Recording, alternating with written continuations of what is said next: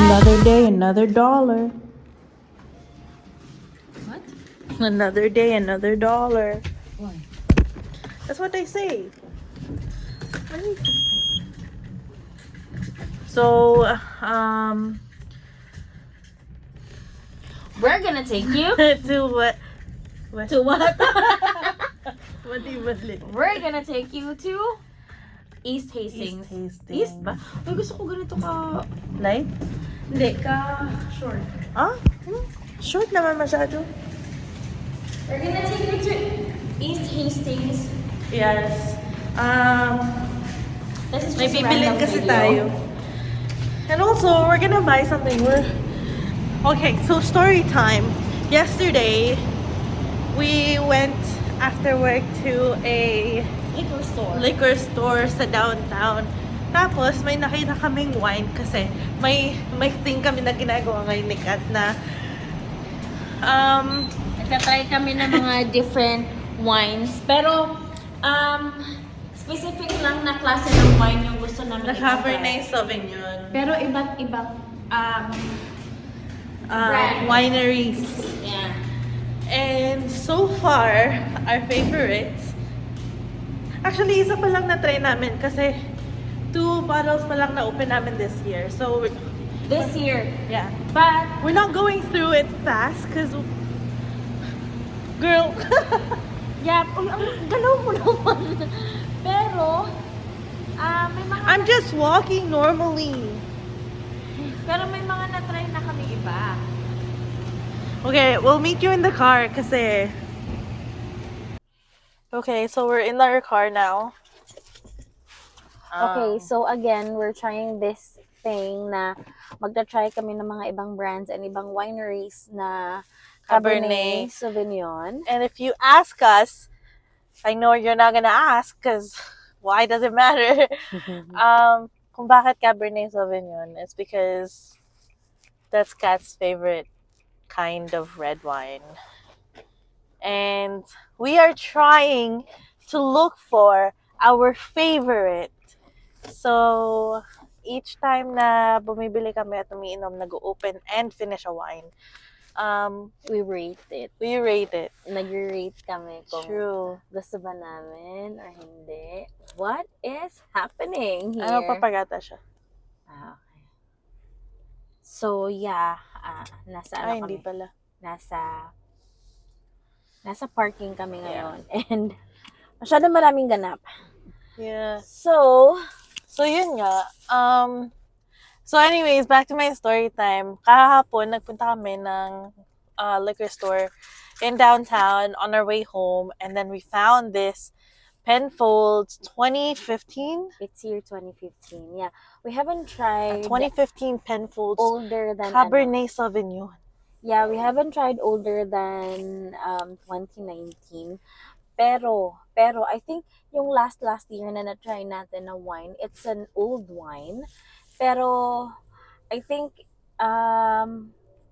we really don't know much about wine, by the way. So just as a disclaimer, we're trying to figure out what the differences are in terms of like. yeah, we're not experts. It just so happens na nung nagtatry kaming kumakain sa labas ni Kim, nagwo-wine kami. And then I always order Cabernet Sauvignon kasi it's good with steak. And with meats. So yeah, tatlo yung pinapalit-palit namin, like yung Merlot, yung Pinot, and then yung Cabernet. But so far, yung nagustuhan ko talaga na masasabi kong favorite ko na kind ng wine is Cabernet Sauvignon. Kaya tinatry namin yan ngayon. But hindi kami experts sa wine. Yes. We are not, what are those called? Wine connoisseur. We are not wine connoisseur at any level whatsoever. Yeah. And we we're are not trying to be a wannabe either because we're just doing this for fun. Anyways, beyond the point. Kahapon nga, nagpunta kami dun sa And then we found this Penfolds 2015. 2015 Penfolds na Cabernet Sauvignon. It looked really good. The packaging was nice. It's nice and it's kind of And then we were gonna buy it. older than And 2019 guys, it was pretty cheap for 2015. for 2015 and for a Penfolds, because Mhm. Penfolds are naturally Expensive. expensive. God. And we've tried Penfolds too, but the different kind, yung Shiraz. Yeah, so a cheaper kind. Mhm. But we found it. It was only $28. We were gonna buy it. When we got to the counter, I realized I don't have my wallet, and then the cashier, didn't want to sell us the wine because I guess I look young. I don't know, what can I say. Also, pwede sana yun ibenta sa amin yung wine kung hindi nakita si Kim. But, I mean, kasi may idea ko. Pero nga, dahil andun siya, siguro ganun lang talaga yung patakaran dito. No, I feel like, so, kahapon nag-aano ko na parang hindi naman legit yung reason ni Kuya. Parang basta wala yung isang ID, hindi na makakabili yung isa. Kasi 'di ba some wine or some liquor stores, you can bring your child and then you can still buy wine. So your child is not. Anyways, doesn't matter. We didn't buy it. We couldn't buy it. And then I said kahapon na okay lang, may dalawang glasses of wine pa rin naman tayo kasi nga yung wine na inuubos namin yesterday, meron pa. But we ended up just, because when we Finishing the pour whole thing. wine, it's only a little bit. Maybe it's half a cup and that's all we have most of the time. Akala namin hindi namin mauubos yun, pero turns out We finished the we whole finished thing. it. And tonight we do not have a wine to drink. Meron pa naman kaming isang Cabernet from Mission Hill. Yun talaga yung binili namin sa Kelowna. Yung Kelowna pala dito, guys, sa BC. Parang siyang Napa Valley ng Sa California. Canada. I mean, para siyang Napa Valley dito. Parang Napa Valley version ng Canada. But, sikat ang Kelowna sa mga wineries and everything. So, nung summer, pumunta kami ng Kelowna. No, that wasn't summer. That was July yun. No, it wasn't July. It was May. April? May. Okay, May. Yeah. So, nagpunta kami ng Kelowna last year, May. Nag-drive kami doon. And bumili kami ng wine sa isa sa very known na winery doon. It's called Mission Hill. It's very beautiful. Yeah, so ngayon ayaw namin siyang buksan kasi gusto pa namin siyang ipa-aged pa kasi 2019 siya eh. Gusto namin siyang patagalin pa siguro ng another year. But who knows, hindi namin alam kung may event na bonggang-bongga talaga na feel namin buksan yun. Pero it's also a very non-expensive wine. It was only $45, which is, I guess, pricey for wine if you think about it. But not as expensive as some of the wines that we saw yesterday. May isang wine doon na 1,300 something. One bottle lang siya. Oh my God, so expensive. But it was, what year yun? 19... I forgot. We're not sure. 19 Pero anyways, something, yeah. 19 something. So very old na siya na wine talaga. And may gusto din si Kim doon na wine na from, siya, very, kinuha na din siya sa isa sa mga first few bins na ginawa ng winery na yun. So, yeah, we don't know. Someday. Baka, So, ewan ko kung kami lang ba or may mga sa inyo din ba na nahilig sa wine. But, yeah, lately, yun yung pinagkakaabalahan namin. Yun ang project namin na walang kwenta. May tatlo pa kaming wine sa bahay. Yung isa, parang, hindi naman talaga siya super wine. Yung galing sa Kay mom? Hindi yung mama mango. Mama mango is more like, a dessert. Parang dessert siya, ganon. Hindi naman siya talaga, Oo. And then, may isa kami, yung petite nga, yung galing kay sa... mom. Oo. And then, Pero hindi kami masyadong umiinom, guys. I'm just trying to give a may disclaimer. disclaimer!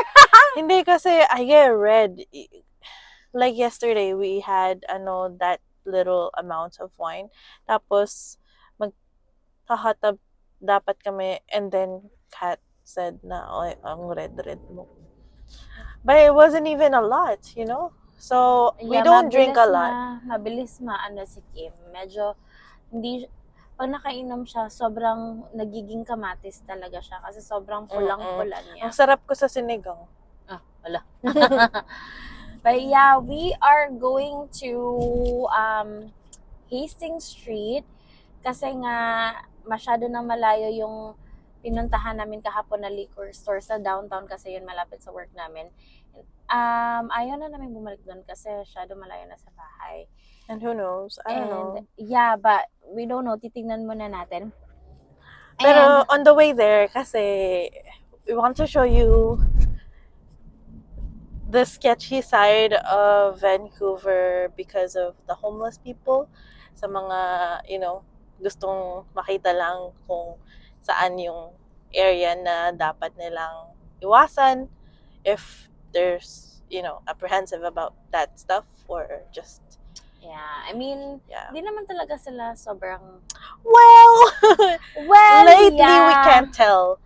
Totoo yan. Ang Dahil daming madami happenings nang ngayon. nangyayari. Yeah, but just to be sure, and if you guys are wondering kung ano itsura, kasi siguro naman alam nyo na, yung mga taong like nagpaplano dito or like nagre-research about Vancouver and or kung alam may yung- mga nag-wonder lang kung ano yung East Hastings or ano yung parang kung may homeless ba sa Canada, and the answer is yes, there is homeless in yeah, Canada. so we'll take you there.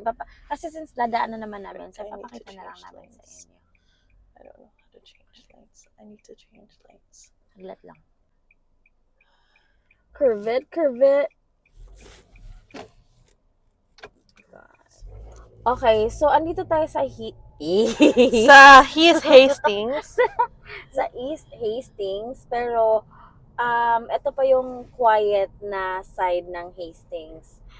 Yung medyo Malayo kasi siya sa downtown.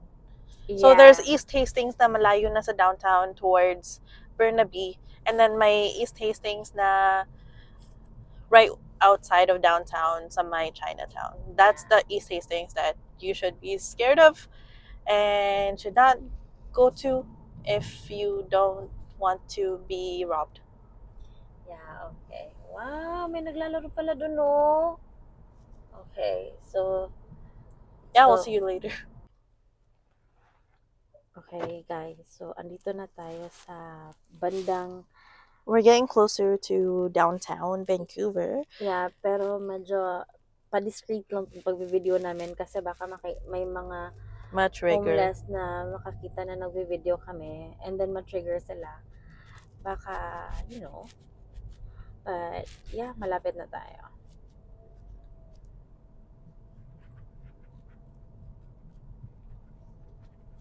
So, yan guys. Yan, kita niyo sila. Yan. Yung mga tao dyan ay naka-cover ng ano kasi. Pero yan, yung mga naka-cover na yan. Ito. Sorry. Ito. Yan. And then, all the way there. Yeah, maraming mga nakaset up na mga tents dito. And, ayan, dyan sila natutulog sa side na yan.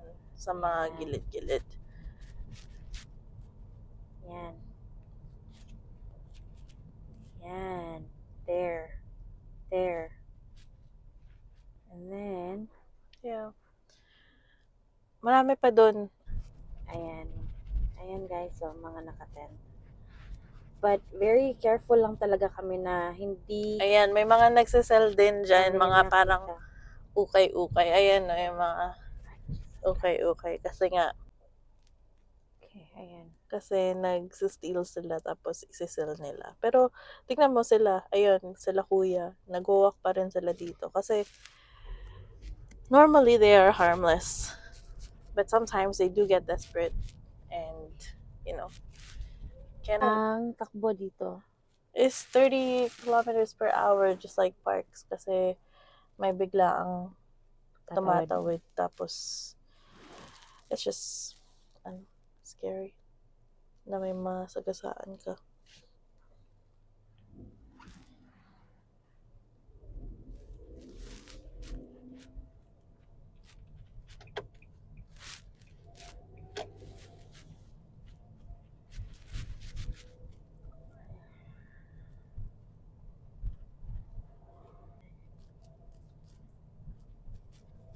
Look at that, guys.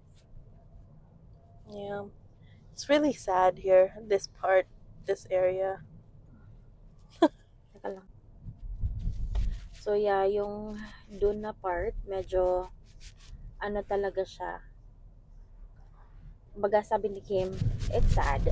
It's really sad. It's a lot of mental health issues, mental health problems, and poverty, and generational problems, traumas, everything. Na, I don't know, most people just see that they're homeless and are, And very harmful to society and have no, have no motivation. But sometimes, guys, people are born into very unfortunate circumstances and they can't get out of it because they have mental health issues and then other traumas and then Yeah, so yung iba hindi naman nila ginusto. Hindi talaga nila ginusto. Yung iba na nahihirapan na lang talaga silang bumangon. bumangon, like hindi natin sila pwedeng sabihan na, ay nako, ano naman yan eh. Hindi natin alam yung mga pinagdadaanan nila. So, it's sad Yeah. seeing those people. Also, nasa survival mode sila. So, ginagawa lang nila yung tingin nila makakapang-survive sa kanila, True. Anyways, we've passed Hastings and we are now in downtown. This is still East Hastings Street, but A milder, na. yes, kasi papasok na siya sa business area ng downtown. So, it's cleaner here, it's less scary, but recently may mga ganap dito. So, you really can't tell anymore. You just have to be safe. Yeah. Ito pala yung cathedral dito, guys. So, ito yung church, Cathedral Church. Yeah. It's Catholic, right? Yeah, it's Catholic. And then, dito na to sa downtown. Yeah. This is downtown at night. Wala masyadong ganap, pero there's so many cars, so many tao. Yeah. Para siyang Philippines din na maraming lumalabas sa gabi kasi maganda yung weather, walang rain ngayon. Yeah. Guys, eto na ang downtown. Sobrang bright. Why you say like that? Why Bright. you say bright? Bright. Bright. Okay, guys, di ko pala siya na ano tawag nito? Hindi ko pala siya na video but nasa Granville Station sorry. It's called St. Reggie's Fine Wines and Spirits. So, nabili ko na pero hindi ako nakapag-video kanina kasi nagmamadali ako. But this is a train station, Granville Station. Nasa loob siya ng train station ng Granville. Ano ba yun? Paulit-ulit naman. So, aakyat na tayo, guys, kasi hindi kami nakahanap na maayos na parking. So, yeah.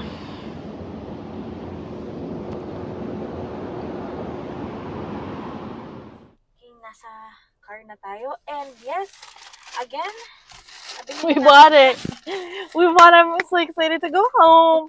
Teka, ipapakita ko sa inyo, guys. So, This is Penfolds Max's Cabernet Sauvignon from South Australia. We Siya, hope that it's good.